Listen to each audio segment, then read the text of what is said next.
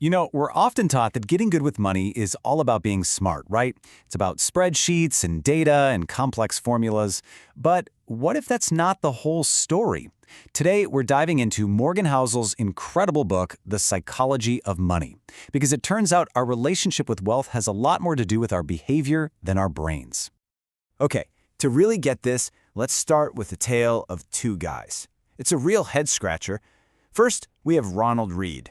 He was a janitor, a gas station attendant his whole life, and when he passed away, he left behind an $8 million fortune.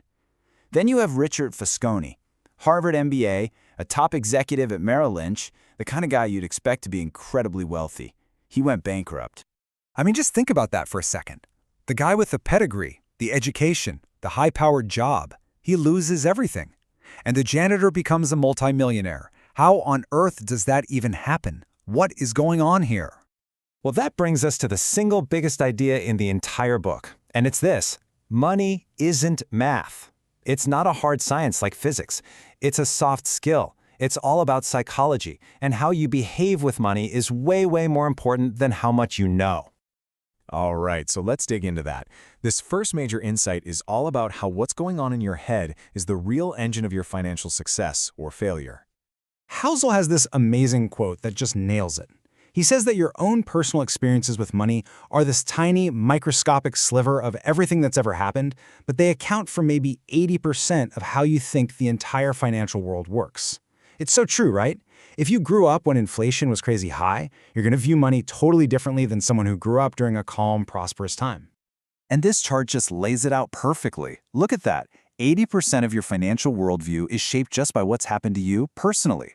All the textbooks, all the history, all the data, that's just the other 20%. And this is exactly why you can have two brilliant people looking at the exact same information and come to completely opposite conclusions. And here's the really important takeaway from that: no one is crazy. We might look at someone else's financial choices and think, what are they doing? That makes no sense.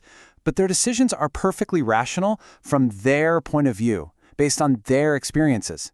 What seems like a bad bet to you might feel like the only option for someone else.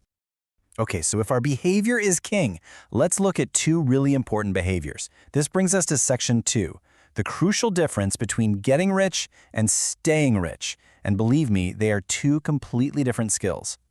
Think about it. To make a lot of money, you kind of have to be an optimist. You have to take some risks, put yourself out there.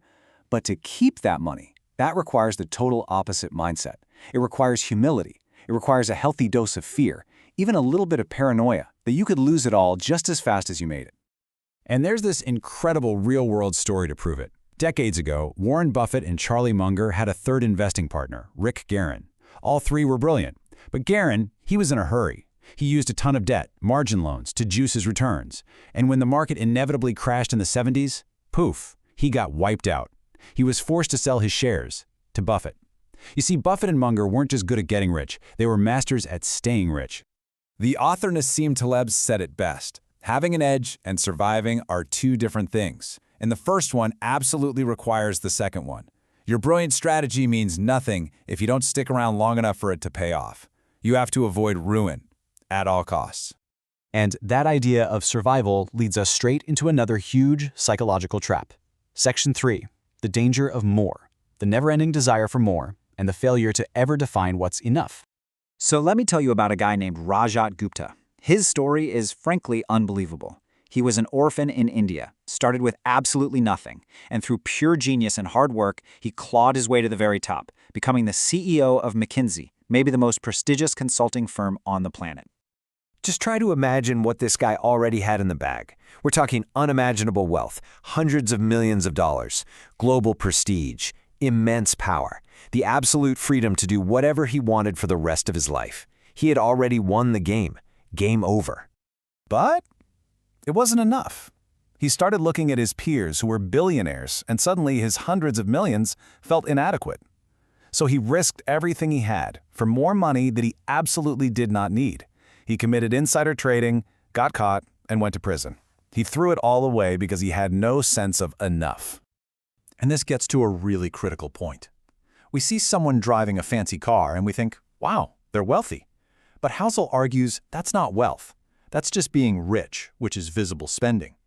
Real wealth is what you don't see. It's the cars you didn't buy. It's the money that's still invested, still growing, giving you freedom and options.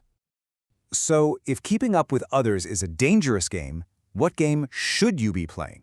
Well, that brings us to our final big idea. You have to play your own game. Ever wonder why the market can seem so irrational? It's because you have millions of people all playing completely different games on the exact same field. You've got day traders with a time horizon of a few hours and pension funds with a time horizon of a few decades, all buying and selling the same stocks and taking cues from each other. Of course it's chaotic. The housing bubble leading up to 2008 is the perfect example. You had this short-term flipper. Their game was, can I sell this house for more in 3 months? For them, a crazy price was totally rational as long as prices kept rising. Then you had a family looking for a home. Their game was, can we afford to live here for 30 years? For them, that same price was completely irrational. They were playing different games. And here is the danger. The single biggest risk you face is getting sucked into playing someone else's game.